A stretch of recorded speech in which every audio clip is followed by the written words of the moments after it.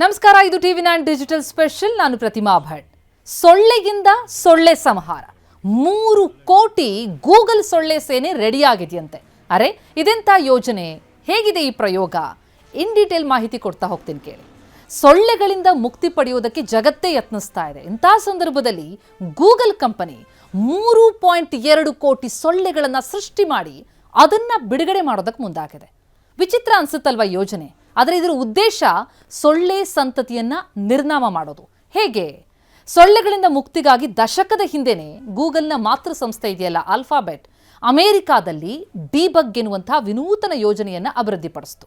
ಆ ಡಿಬಗ್ ಯೋಜನೆಯ ಭಾಗವಾಗಿ ಫ್ಲೋರಿಡಾ ಮತ್ತು ಕ್ಯಾಲಿಫೋರ್ನಿಯಾದಲ್ಲಿ ಕಳೆದ 2 ವರ್ಷದಲ್ಲಿ ಲ್ಯಾಬ್ನಲ್ಲಿ 3,20,00,000 ಗಂಡು ಸೊಳ್ಳೆಗಳನ್ನು ಸೃಷ್ಟಿ ಮಾಡಲಾಯಿತು. ಈಗ ಅವುಗಳನ್ನು 2 ಹಂತದಲ್ಲಿ ಬಿಡುಗಡೆಗೊಳಿಸ್ತೀವಿ, ಅನುಮತಿ ಕೊಡಿ ಅಂತ ಅಮೆರಿಕಾದ ಪರಿಸರ ಸಂರಕ್ಷಣಾ ಇಲಾಖೆಗೆ ಈ ಕಂಪನಿ ಮನವಿ ಮಾಡಿಕೊಂಡಿದೆ. ಈ ತಂತ್ರವನ್ನು ಈಗಾಗಲೇ ಸ್ಕ್ರೂವರ್ಮ್ ಎಂಬ ನೊಣದ ರೀತಿಯ ಜೀವಿ ಮೇಲೆ ಪ್ರಯೋಗ ಕೂಡ ಮಾಡಲಾಗಿದೆ. ಲ್ಯಾಬ್ನಲ್ಲಿ ತಯಾರಾಗುತ್ತೆ ಗಂಡು ಸೊಳ್ಳೆ. ಅದಕ್ಕೆ ವೋಲ್ಬಾಚಿಯಾ ಪೈಪಿಯೆಂಟಿಸ್ ಎನ್ನುವಂತಹ ಒಂದು ನೈಸರ್ಗಿಕ ಬ್ಯಾಕ್ಟೀರಿಯಾವನ್ನು ಸೇರಿಸ್ತಾರೆ. ವಾತಾವರಣಕ್ಕೆ ಆ ಗಂಡು ಸೊಳ್ಳೆ ಬಿಡುಗಡೆಯಾಗುತ್ತಲ್ಲ, ಅದಾದ ಮೇಲೆ ಅವು ಹೆಣ್ಣು ಸೊಳ್ಳೆಗಳ ಜೊತೆ ಸಂಭೋಗ ಮಾಡಿ ಅದರ ಫಲವಾಗಿ ಸೊಳ್ಳೆಗಳು ಮೊಟ್ಟೆ ಇಡುತ್ತೆ. ಆದರೆ ಅವು ಒಡೆಯೋದಿಲ್ಲ. ಅಂದರೆ ಕಾಲಕ್ರಮೇಣ ಈ ವಿಧಾನದ ಮೂಲಕ ಸೊಳ್ಳೆಗಳ ಸಂತತಿಯನ್ನು ಸಂಪೂರ್ಣವಾಗಿ ನಿರ್ನಾಮ ಮಾಡೋದೇ ಇದರ ಗುರಿ. ಹೀಗೆ ಕ್ರಮೇಣ ಸೊಳ್ಳೆಗಳ ಜನನವೇ ನಿಂತು ಅವು ನಿರ್ನಾಮ ಆಗುತ್ತೆ ಅನ್ನೋದು ಯೋಜನೆಯ ಲೆಕ್ಕಾಚಾರ.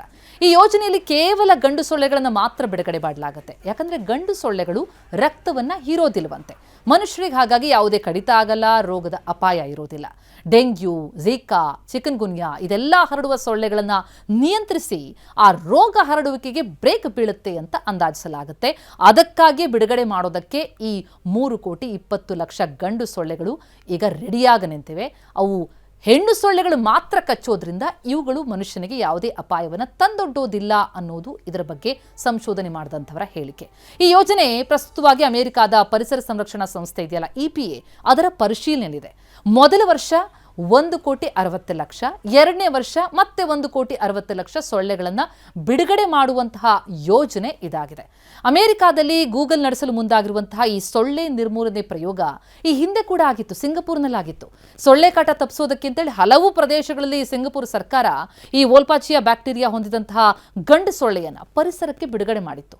ಅವು ಈ ರೀತಿ ಮೊಟ್ಟೆಗಳನ್ನು ಒಡೆದಂತೆ ಮಾಡಿ ಸಂಭೋಗ ಆದರೂ ಕೂಡ ಸೊಳ್ಳೆಗಳು ಹೆಚ್ಚಾಗದಂತೆ ತಡೆದು ಅದರಿಂದಾಗಿ ಆ ಪ್ರಯೋಗ ನಡೆದಂತಹ ಸ್ಥಳಗಳಲ್ಲಿ ನಿಧಾನವಾಗಿ ಸೊಳ್ಳೆ ಸಂತತಿ ತಗ್ಗಿ ಹೋಗಿತ್ತು.